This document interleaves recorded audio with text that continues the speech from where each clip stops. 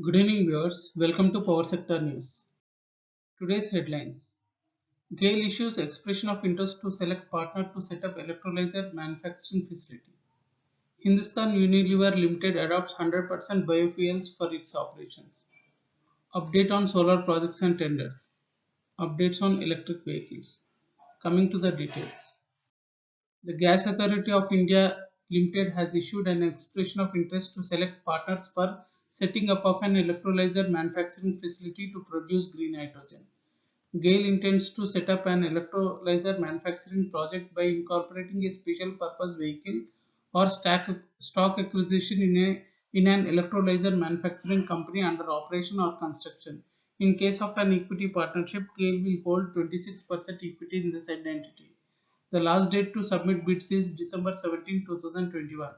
Apart from investing in the proposed electrolyzer manufacturing project, the proposed entity will secure land and project financing and select technology partners, engineering consultants, environment consultants, and EPC contractors. The entity will monitor and review project development activities and ensure project execution timelines are met. The proposed entity will also manage the operation and maintenance of electrolyzer project and get statutory approvals and clearances. The entity will also market the electrolyzers with an option for captive use for utilization by GAIL or their affiliates. The bidders should state the equity they wish to acquire in SPV or the equity it intends to offer GAIL in their existing company. The bidders should also specify the electrolyzer technology that would be used in the project. The bidders have to submit an estimated capital investment and operating cost for annual electrolyzer manufacturing capacity of 200 megawatt, 500 megawatt, 1 gigawatt and 2 gigawatt along with the cost breakup of all major components. The journey towards zero coal started over 5 years ago with Unilever committing to eliminate coal across its manufacturing operations by 2020. Hindustan Unilever Limited has eliminated coal usage across its operations, replacing it with green alternatives such as biomass and biodiesel. To facilitate this, the company has collaborated with biomass suppliers and local farmers to ensure sustainable supply of green fuel and made the necessary changes for the renewable transition in its coal-fired boilers. The impact of this transition not only increases HUL's footprint but also improves the quality of air around its factories and enhances the income of farmers through buying of biomass. This is a milestone achievement in Hindustan Unilever's Compass journey and commitment towards achieving zero emissions in operations by 2030.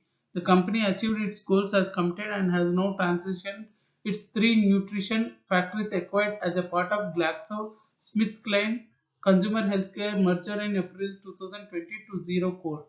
The newly acquired nutrition manufacturing units had boilers running on coal, which will be converted into biomass biodiesel boilers.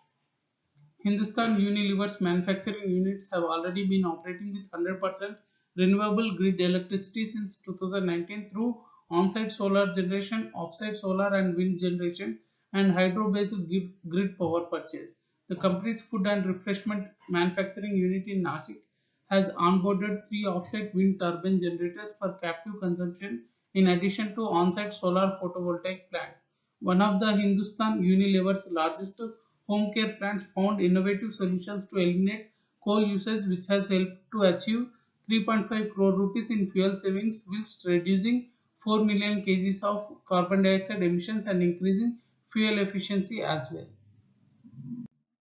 Hyderabad-based Shirdi Sai Electricals Limited, which emerged as one of the successful bidders in Irida's bid to manufacture high-efficiency solar PV modules, signed an MOU with Virdis IQ GmbH, a German engineering and consulting services firm, to assist Shirdi Sai Electricals in setting up a 4 gigawatt manufacturing unit for polysilicon ingot wafer cell and module manufacturing. Indian Railways is going to install solar energy projects on the unused vacant railway land so as to promote renewable energy and to make best use of unused lands.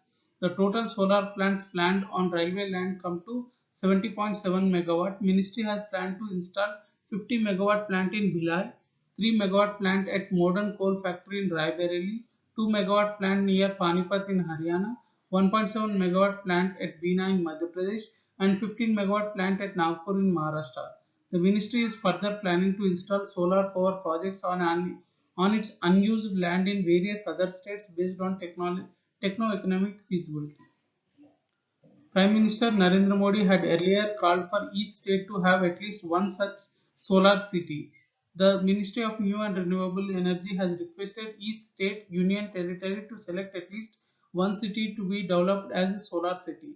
A concept note on developing solar city was circulated to states union territories with a request to finalize an action plan for development of identified cities as solar cities and implement the plan in time-bound manner. Funds available under different schemes can be utilized for development of solar cities. 24 states and union territories have identified cities in this regard. The cities will not only add heft to India's green energy credentials but also help create demand for solar equipment manufacturing ecosystem for ingots, wafers, cells and modules. Kerala State Electricity Board Limited has released the list of empaneled engineering, procurement and construction contractors of 100 megawatt of grid-connected residential rooftop solar systems under Saura subsidy program. The state distribution company allotted 88.55 megawatt out of total tendered capacity of 100 megawatt. Honda's automation won the largest capacity of 30 megawatt, followed by Fantastic Engineering with 7 megawatt and Usha Electronic Systems with 5 megawatt. There were a total of 32 installers empaneled with capacities allotted ranging from 30 megawatt to 250 kilowatt. Goa is going to add 100 more electric vehicles to its fleet of Kadamba buses under FAME 2 scheme. Olectra Greentech Limited and EV Trans Private Limited has received the letter of award from Kadamba Transport Corporation Limited for the buses. EV Trans will procure these 100 electric buses from Olectra and delivery will be over a period of 12 months. The value of this 100 bus contract is approximately 140 crore rupees. During the contract period, the company will undertake the maintenance of these buses. Japanese auto major Honda Motor Company has set up a battery sharing service subsidiary in India with a capital of 135 crore rupees.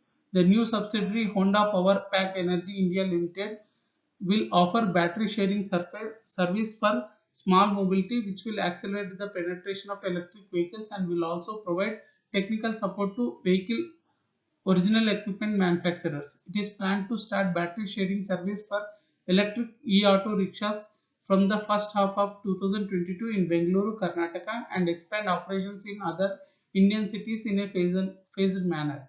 In addition to battery sharing service, the new company will closely work with multiple vehicle original equipment manufacturers who wish to integrate Honda's battery into their vehicles by providing necessary technical information for interface. Electric vehicle maker Euler Motors has bagged an order of 1,000 units of its recently launched high-load EV three-wheeler cargo vehicle from Moving. The vehicle delivery from Euler Motors is expected to commence from December 2022-21 and will carry throughout till end of 2022. Additional news today. 58 thermal power plants with cumulative capacity of 67.6 gigawatt are running with coal stock of less than 8 days.